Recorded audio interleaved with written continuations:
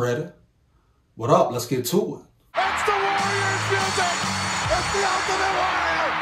It is. Look at that. The Ultimate Warrior. What is he doing? Is he going to attack Hogan? What is going on here? Clothesline. So the final injury report for the Minnesota Vikings versus the Green Bay Packers, the Swiss cheese Green Bay Packers, bottom line.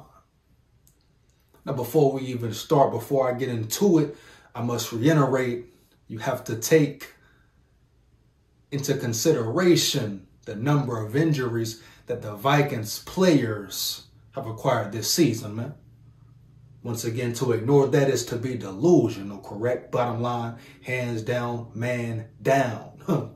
Injuries to star players, injuries to, you could say, first string, second string players, right? But at the end of the day, injuries are injuries. And when your best players go down, that affects your whole team overall. Just look around the league at the so-called top elite teams of the NFL, the Super Bowl caliber teams, the high-powered offenses, et cetera, et cetera. So injuries play a role, like we've seen with the Niners, with the Chiefs, or the lack of personnel. So let's not forget that injuries really do play a role, baby, period, bottom line, But let's get into it. Some important names out and some important names playing. Full participants did not practice, limited, et cetera, et cetera. How will it affect the Vikings? Let's get into it, man. First up, Theo Jackson. He will be out with a toe injury. Now, some may say, oh, it's just Theo Jackson, a backup safety cornerback, however you want to, define him. But at the end of the day, guess what? Theo Jackson had been playing, being inserted into the scheme, the packages, and also, guess what? He's been playing pretty good football, dog. Yeah. He's been doing his role, playing his role very well, doing his job very well, right? Every time he comes in, yes, he's gave up some big passes. He must get better at coverage, but overall, he's performed well, man. Whether it's pass breakups, helping out in the run game, right? It's what it is, man. Theo Jackson, in my opinion, has improved his game. Does he have a lot to work on? Yes. But as far as youth, speed, size, agility, athleticism, you understand? He can bring something to the table. He can contribute in some way. So it sucks missing Theo Jackson, period, bottom line. His injury will affect the defense as a whole. Why? Because he gets on the field, he contributes. He's going to be a man missing in action, dog, MIA. So we'll see how the Vikings adapt. Period, dog. It is what it is. Part of the game. Byron Murphy out once again, still battling with the knee injury. Does this affect the Vikings? Definitely. Now we know on the defense, the secondary has been the worst part of the team, the weakest link of the defense. Piss poor at times, really piss poor at times, dog. Versus the Bengals, versus the Lions last week. We know what it is. The cornerback, the secondary must step up, but it doesn't help when you have your best cornerback out. And even Byron Murphy wasn't playing his best football the last week, 2 weeks, 3 weeks, right? He was getting beat a lot, actually getting slaughtered a lot, getting rerouted, getting shook out his ankles, So it's a lot of questions about Byron Murphy, but we know one thing. He is one of the best quarterbacks at this moment for the Vikings. Him being out hurts the defense, period, bottom line. But once again, they will be forced to adapt, to figure it out. That starts with Brian Flores and staff, right? Then it trickles to the players, et cetera, et cetera. They got to be on board, be on the same accord. Because the Packers will attack them downfield. Even though they are facing injuries in their receiving core, they don't have a great offense or defense. The Vikings should beat them on both sides of the ball, if I'm being honest, especially if they want to call themselves a playoff team or even, should have the chance, the privilege to play in the playoffs, whether they make it or not, Because let's be real, the playoffs are still available for the Vikings. They are still in reach. They need some help. One of the teams need to lose this week, the Rams or the Seahawks. Both would be even better, but you ask yourself, if they can't beat the Packers, at home, prime time, Sunday night, I don't care if it's Jaron Hall, Joshua Dobbs, Nick Mullins. The Packers at this moment are not a good team. The Giants beat them. I understand rivalry games, prime time, they will bring their A game, but they want to make the playoffs. You talking about playoff potential? Huh? You got to get through the Packers, dog. Period. Bottom line. I don't care who the quarterback is, bro. Too much talent on the team not to beat the Packers, especially how they're playing, bro. Give me a break. You kidding me? Kill that noise, dog. 1,000. 1,000, huh? Come on now. Jalen Nailor out. Concussion, dog. Jalen Nailor's another player. He just been battling injuries. He can't seem to get right. He can't seem to stay on the field. He's kind of similar, but nothing like Marcus Davenport, right? When he can play, he plays. I don't think Jalen Nailor is soft. I don't think he's just trying to get free money. I don't think he's weak-minded. You understand me? I don't think he's about self, scary, huh? You understand? I don't think he would fake an injury to prolong his comeback. But Marcus Davenport, does he even want to play football? Is his head even in the game, dog? I made previous videos talking about asking about Marcus Davenport. Is he even mentally in it, let alone physically, huh? Physically, mentally, where is he, bro?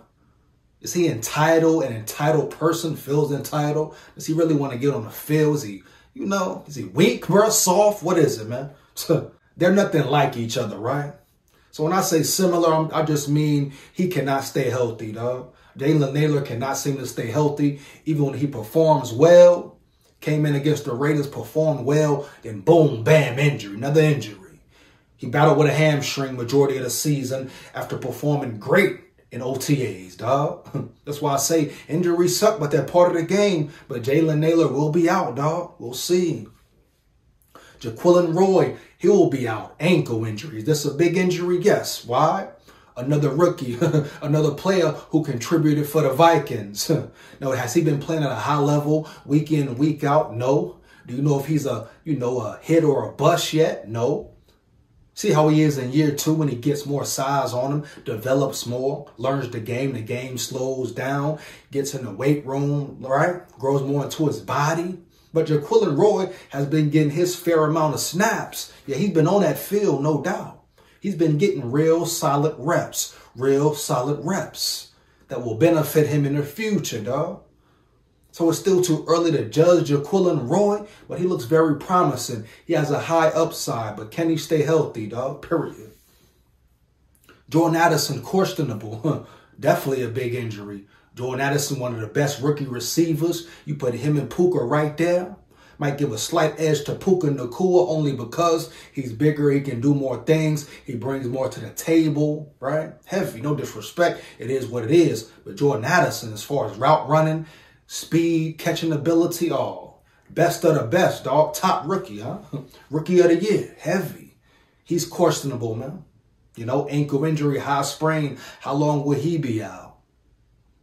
Will he be ready next week versus the Lions? Will he be ready if the Vikings make the playoffs, huh? So Jordan Addison, definitely a big injury that will impact the offense as a whole, dog. We got here Mekhi Blackmon. Now, Mekhi Blackmon has his good games, his bad games. He looked better last week, but he still got ate up. Wasn't a great performance. It wasn't the worst, but another player who's been playing, man. Getting real reps. Rookie getting them reps, dog. He will be questionable. Let's see what happens. Troy Dye, questionable, wrist injury. Troy Dye, you've seen him getting PT, get on the field more, fly around. Hopefully he can play. Sheldon Day. Yeah, Sheldon Day, man. An underdog, really. Underdog story. He's fought his way into the starting lineup. Now he's getting real PT. You saw the potential in him, right? I don't care how many years he's been in the NFL. You saw his potential. All preseason, all he did was fly around and make plays. But he was a full participant, man. Hopefully he's 100% ready to go versus them Swiss cheese head Green Bay Packers, baby. Alexander Madison, full participant ankle. Cool, glad he's healthy. But at the end of the day, Alexander Madison should be the second string running back. Ty Chandler should still be the first string. We see clearly, it's evident. Who's the better running back out of those two, so it shouldn't be an argument or a hard choice. Good. Alexander Madison's healthy, but he should be that number 2 running back. I repeat, he should be that number 2 running back coming back this week. Ty Chandler should be the starter, dog. Harrison Phillips back, full participant. Harrison Phillips had a solid season, man. It's the best season, no, but he's progress from last season, so it's a plus. It's a win-win. One of the best interior linemen that the Vikings have, if not the best, as far as that interior. So glad he is a full participant. Hopefully, Sunday night, he is full go 100% for real, dog. Ready to fly around. Brian O'Neill ankle, was a full participant in practice. He should be good to go 100%. I don't got to say too much. Brian O'Neill, the Vikings offensive line already needs help, already lacks depth. So they really can't afford any injuries, right? They need every player, every position, every man on board, ready to play, dog, period, bottom line. So great news that Brian O'Neill will return. He will play. You know what it is, man. Brian O'Neill, much needed. Even though he can perform better, yeah, he can step it up. He can elevate his game. He needs to do more. He's had some bad games back-to-back against elite talent. So I'm going to need to see more from Brian O'Neill. He needs to hold it down, hold his side of the field down heavy, man. Even Darisaw, yeah, shout out Christian Darisaw. No disrespect. He hasn't been playing. He hasn't been his dominant self, dog, the last 2 weeks. Huh? Let's just talk facts. Be real. Heavy. Let's get it, man. Last but not least, Ivan Pace Jr. shoulder injury. He was a full participant, so hopefully he is 100% full goal, man, versus them Swiss cheese Packers. We know Ivan Pace Jr., great underdog story. He fought, he grinded, man, to the top to where he is now. Starting linebacker in the NFL, you ask me. He should continue to start, but we know Jordan Hicks is back. But, hey, give Ivan Pace Jr. that green dot. Give Ivan Pace Jr. that green dot, dog. Like I told you, I wouldn't be surprised. Said it all off season when they signed the man, drafted the man, whatever you want to call it. I said, don't be shocked, man, if that boy is a starter one day. If he changes the linebacker position one day, dog, heavy, and he's propelling towards that. Shout out Ivan Pace Jr. Glad he's a Viking, dog. Once again, I think he should remain that green dot. He should keep that green dot. But respect to Jordan Hicks, dog. It is what it is. As long as they both eat heavy, dog. Eat heavy, dog. It's all good, huh? But that is the Vikings, Packers, Swiss cheese head Packers final injury report, man. Let me know how you feel about it. Make sure you like, comment, and subscribe. Hit that notification bell so you know when I'm on and rock and roll. It takes less than 1 second. Support the channel, support the grind, support the real, huh? Big SKOL here. SKOL Vikes forever. Guess what? Oh, man. Oh, man. I ain't got no picture, hear me? SKOL like that. Heavy. Yeah.